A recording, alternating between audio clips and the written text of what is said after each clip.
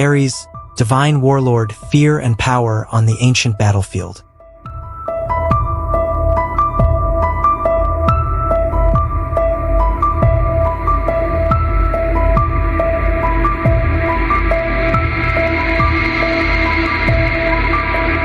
Ares, the ancient Greek god of war, was the embodiment of the brutal, chaotic, and violent aspects of conflict.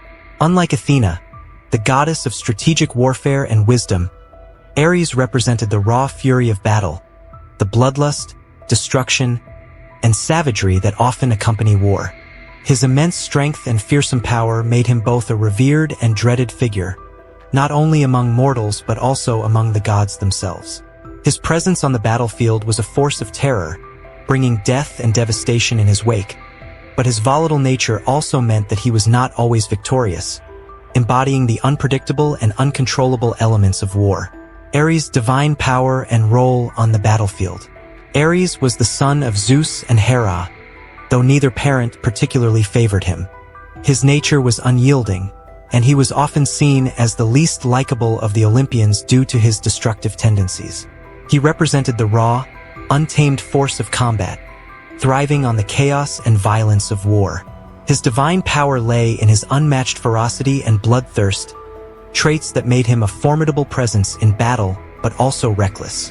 When Ares entered the battlefield, it was said that the ground trembled and warriors would be overcome with fear. His aura could incite violence, turning calm situations into full-fledged conflicts. In myths, he was often depicted riding into battle in a chariot drawn by fire-breathing horses, accompanied by his children, Phobos, fear, and Deimos, terror, and the goddess of strife, Eris. This entourage of fear, terror, and strife added to the destructive power Ares wielded. Ares' influence on wars was not just in the combat itself but also in the discord and anger that fueled them. He was believed to stir conflicts between men, encouraging them to act on their basest instincts. Wars were often seen as expressions of his divine will, but his role was that of instigator and destroyer, not protector or strategist.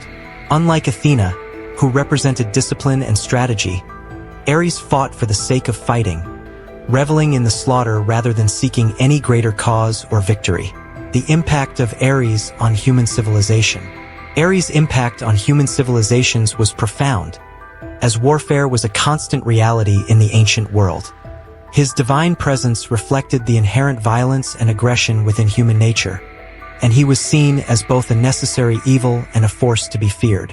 While wars were sometimes considered acts of heroism, they were also deeply destructive, and Ares symbolized the darker side of these conflicts: the casualties, the suffering, and the bloodshed. His chaotic nature often had far-reaching consequences. In the Iliad, for example, Ares fought on the side of the Trojans, but his volatile temperament led to unpredictable outcomes on the battlefield.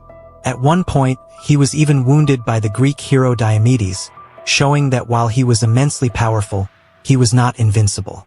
His intervention in human wars could sway battles but not always to the benefit of those who worshipped him. His unpredictable actions on the battlefield highlighted the fickleness of war itself, how easily it could shift from victory to defeat, from honor to devastation. Worship and fear of Ares. The worship of Ares was complex and varied across the Greek world.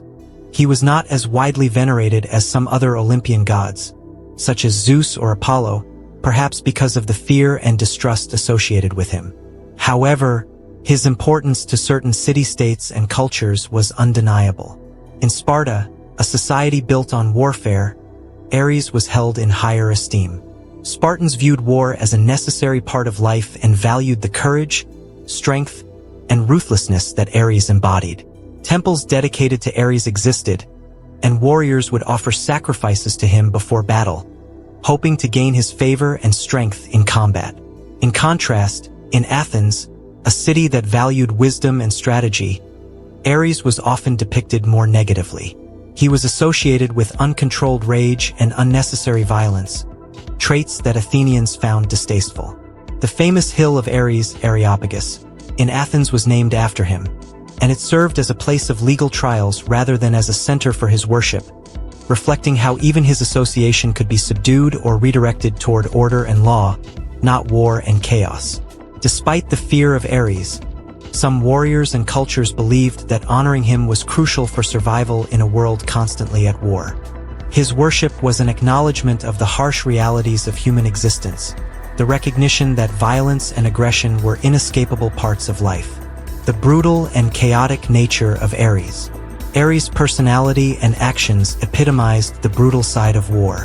While gods like Athena stood for noble causes, Ares reveled in bloodshed for its own sake. In many myths, his interference in mortal conflicts led to further bloodshed rather than resolution. His lovers and offspring often reflected this same chaotic nature. Aphrodite, with whom he had a long-standing affair, represented love, but their union was passionate and destructive, showing the connection between love and war in Greek mythology. His children, such as Phobos and Deimos, were literal embodiments of fear and terror on the battlefield, representing the psychological impact of warfare as much as its physical toll. Through Ares, the ancient Greeks explored the horrors and inevitabilities of violence.